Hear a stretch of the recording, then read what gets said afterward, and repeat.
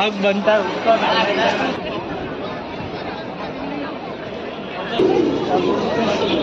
মুম্বাইতে এসে আমার মান্নাত পূরণ হয়ে গেল, কারণ আমি এখন যেখানটায় দাঁড়িয়ে আছি যাচ্ছে জুনাকে ডিস্টার্ব করা যাবে না।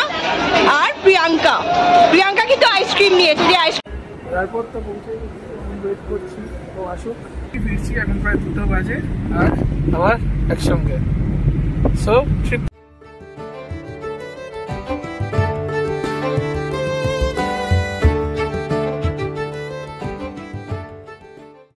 Good morning everyone, welcome to twisted Bong. আজকে আমার মুম্বাই ট্রেনিংয়ের মুম্বাই যাত্রার লাস্ট দিন।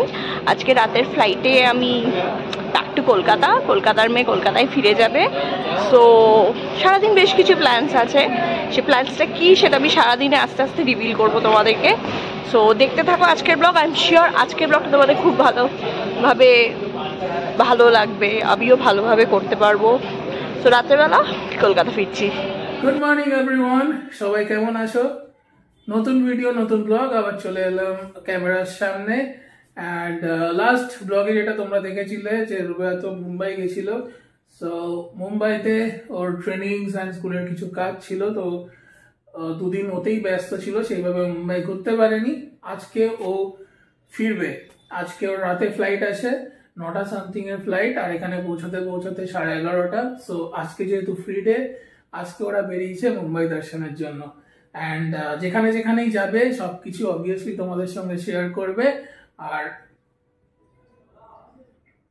আমার এখানে আমার তরফ থেকে সেরকম কিছু দেখানোর নেই, কারণ আজকে ওয়ার্কিং ডে। আমি একটু পর রেডি অফিস যাব, দেন ফিরে এসে রাত্রিবেলা ওকে নিতে যেতে হবে। তো যা হচ্ছে সবকিছু ফ্রম মুম্বাই। সো দেখতে থাকো এই মুম্বাই দর্শন, আশা করি তোমাদের ভালো লাগবে।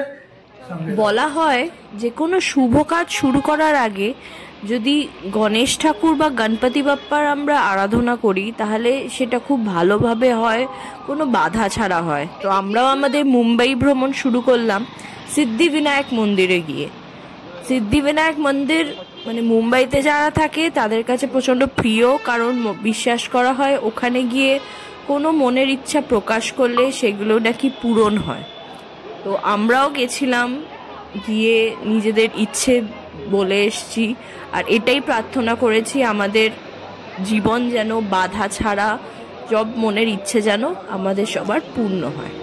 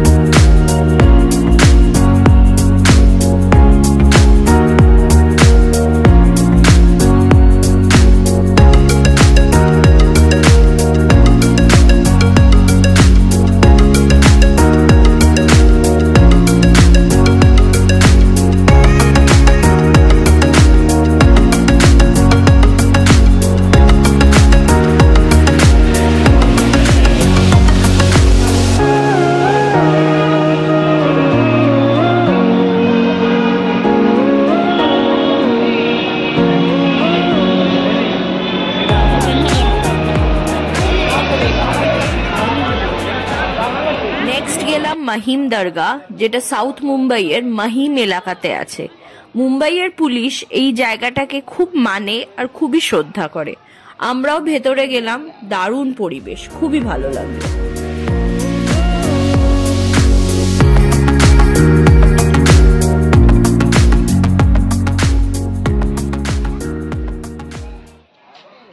এরপরে গেলাম আমরা মহালক্ষ্মী টেম্পলে।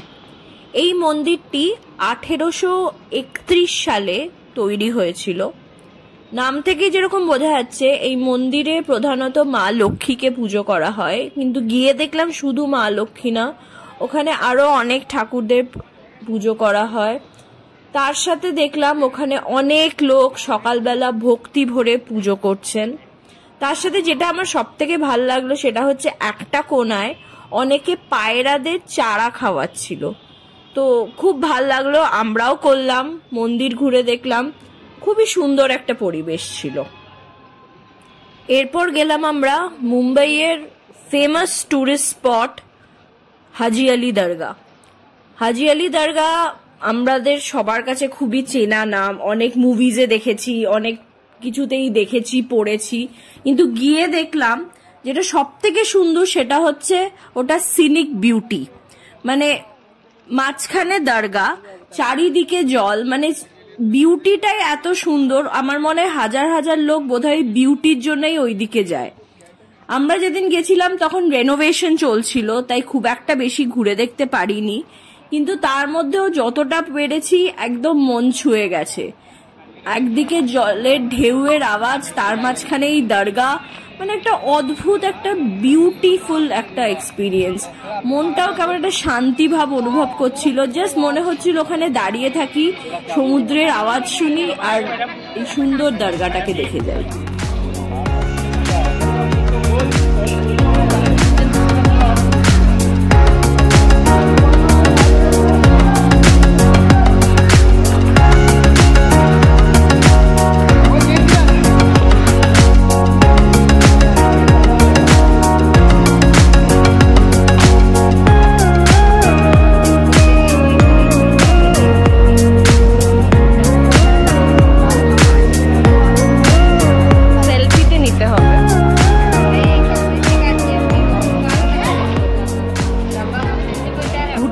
খিদে পেয়ে গেছিল, তাই আমরা চলে গেলাম ঘাটকোপারের খাওগালিতে। খাওগালি মুম্বাইয়ের একটা প্রচন্ড ফেমাস স্পট। আমার মতন ফুড লাভার্স তাদের জন্য তো খাওগালি পুরো প্যারাডাইস। মানে কোনটা ছেড়ে কোনটা খাবো, এতগুলো খাবার অপশনস, মানে আমি তো গিয়ে রীতিমতো কনফিউজ হয়ে গেছিলাম যে এটা খাবো না ওটা খাবো। সো এখন কিছু একটা নিয়ে খেতে বসছি আমরা। তোমরা আমাদের সাথে খাওগালিটা ঘুরে দেখো আর তোমরাও এনজয় করো মুম্বাই দর্শন আমাদের সাথে।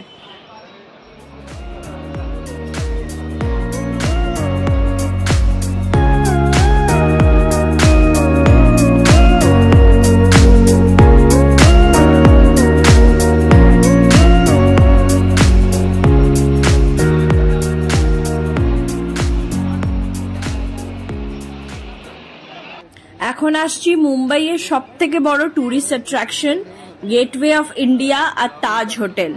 দুটো একদম পাশাপাশি, একটা যদি বাঁদিকে হয় আর একটা ডান দিকে, পুরো অপোজিট মুখোমুখি। মানে best tourist spot of Mumbai. আমি যদি বলবো যত কটা টুরিস্ট স্পট ঘুরে দেখেছি আমরা, এই দুটো হচ্ছে বেস্ট। মানে ইন্ডিয়ার rich heritage culture Gateway of India দেখে বোঝা যায়। তার সাথে তাজ, এত সুন্দর একটা হোটেল, মানে দুজনই যেন গর্বে দাঁড়িয়ে আছে। আর ওদেরকে দেখে ভারতীয় হয়ে একটা রিয়েলি গর্বের ফিলিং আমরা ফিল করছিলাম ওখানে দাঁড়িয়ে। মানে এত সুন্দর দেখতে জিনিসটা, মানে এত কষ্ট করে তৈরি করা জিনিস। তো এখন রিয়েলি মনে হচ্ছে যে আমাদের অ্যাজ ইন্ডিয়ান আমাদের দায়িত্ব আমাদের এই হেরিটেজকে প্রোটেক্ট করা। মানে কোনটা ছেড়ে কোনটার কথা বলবো, তা গেটওয়ে অফ ইন্ডিয়া না তাজ, মানে দুটোই মানে নিজেদের গর্বে নিজেদের গ্লোরিতে যেন মাথা উঁচু করে দাঁড়িয়ে আছে।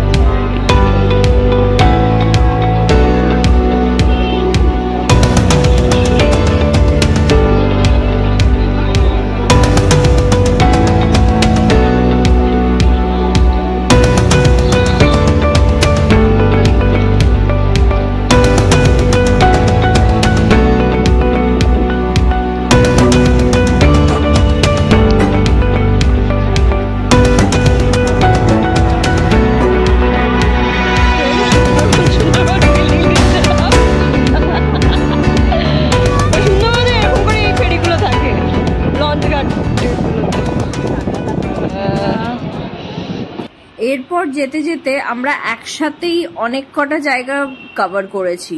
চার্চ গেট দিয়ে স্টার্ট করে মারিন ড্রাইভ, নারিমন পয়েন্ট করে এন্ড করলাম পুরো চপাটি বিচে। মানে এটা পুরো মুম্বাইয়ের সমুদ্র দর্শন। তোমরা যদি জাস্ট বসে মুম্বাইয়ের সমুদ্র দেখতে চাও তাহলে ডেফিনেটলি এই জায়গাগুলোতে অবশ্যই এসো। আমরা দিনের বেলা ঘুরেছি ঠিকই, বাট ট্রাই করবে এখানে রাতের বেলা আসতে, কারণ এই জায়গাটা রাতের বেলা প্রচন্ড সুন্দর দেখতে লাগে। মারিন ড্রাইভ রাতের বেলা ডেফিনেটলি মিস আউট করো না। তো নেক্সট টাইম যখন মুম্বাই আসবো আমি তো ডেফিনেটলি চেষ্টা করবো রাতের বেলা একবার এই জায়গাটা ঘুরে দেখতে।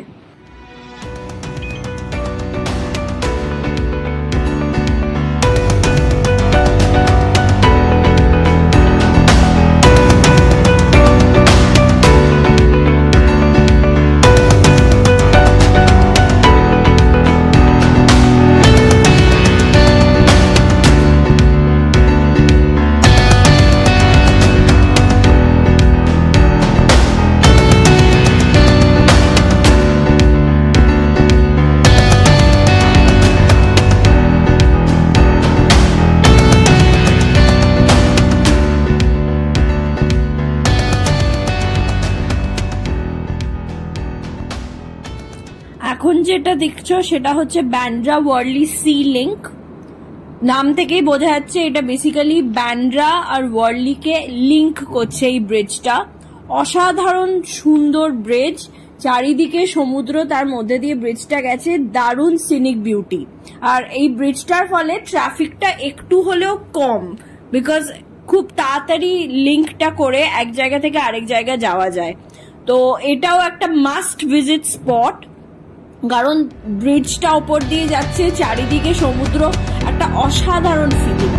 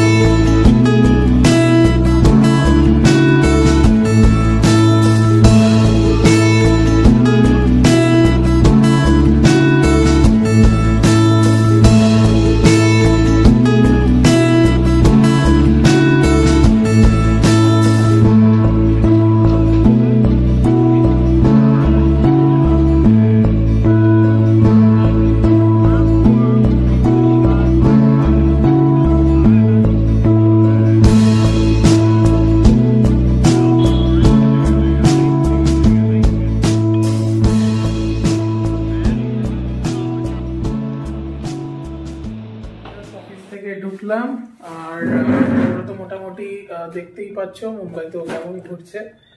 অ্যান্ড আপাতত আমি একটু ড্রেসটা চেঞ্জ করে একটু চা ফা খাবো, দেন রাত্রিবেলা আবার বেরোতে হবে ওকে আনতে। ওর মোটামুটি এখানে আস্তে আস্তে 11:30 15:30 মতন হয়তো বাজবে। ও এখনো এয়ারপোর্টে ঢোকেনি, কিছুক্ষণের মধ্যে হয়তো এয়ারপোর্টে ঢুকবে। সো কলকাতা থেকে আপডেট আপাতত এইটুকুই। মুম্বাইতে এসে আমার মান্নাত পূরণ হয়ে গেল, কারণ আমি এখন যেখানটায় দাঁড়িয়ে আছি that is Mannat. So I am standing in front of Mannat. আমি ঠিক বুঝে উঠতে পারছি না আমি কেমন একটা ফিল করছি। মানে শাহরুখ খানকে দেখতে পেলাম না সেটা ঠিকই, বাট অ্যাটলিস্ট ওর বাড়িটা দেখতে পাচ্ছি না। আমি জানি না কি বলবো। সো আমরা দেখতে পাচ্ছি জুনা অলরেডি মান্নাতের সামনে দাঁড়িয়ে গেছে। সো জুনা, এক্সপিরিয়েন্স শেয়ার করো। তোমার এক্সাইটমেন্ট তুমিও করো। শাহরুখ খানের বাড়ি হলো আর অমিতাভ বচ্চনের বাড়ি হবে না, সেটা কি আর হয়? তো এখন মান্নাতের পরে আমরা সবাই জলসার সামনে।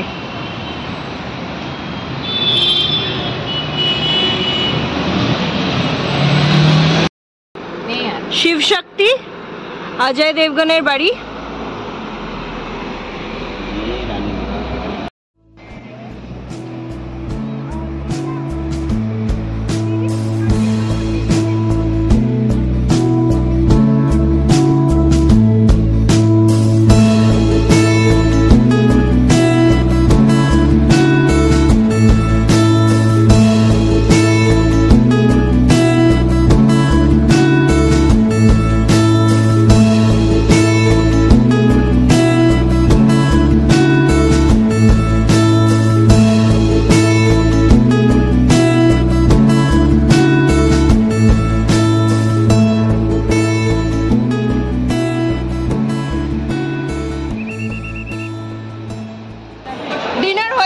ডিনারের পর তো একটু ডেজার্ট তো খেতেই হবে। তো ডেজার্টের সাথে সাথে তোমাদেরকে আরো কিছু জনের সাথে আলাপ করাই। সোমা, জুনা খুব মনোযোগ দিয়ে গোলাটা খাচ্ছে, জুনাকে ডিস্টার্ব করা যাবে না। আর প্রিয়াঙ্কা, প্রিয়াঙ্কা কিন্তু আইসক্রিম নিয়েছে, যে আইসক্রিমটা হাফ গলেও গেছে। আমিও গোলা নিয়েছি। তো আমরা সবাই এখন ডেজার্ট খেয়ে কিছুক্ষণ পরেই হোটেলে ফিরবো। আমিও গোলা নিয়ে নিয়েছি। এই মুম্বাইতে যে গরম, গোলাটার খুবই দরকার। সো গোলা খাই, তোমরাও খাও। মান্নাত তো দেখলেই তোমরা। এখন এই যে এইটা হচ্ছে জন আব্রাহামের অ্যাপার্টমেন্ট, মান্নাতের ঠিক পাশেই।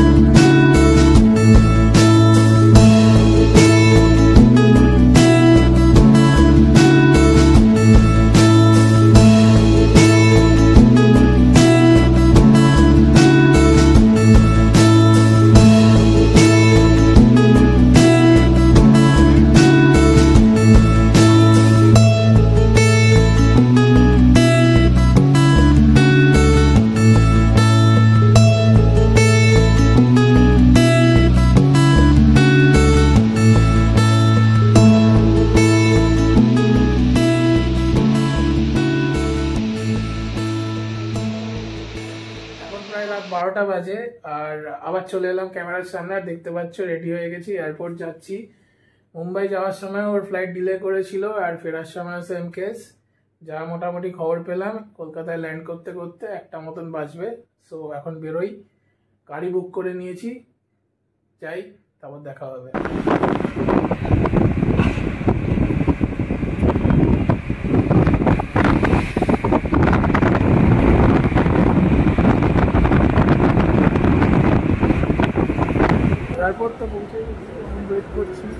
আসুক, তারপর আবার আসছি।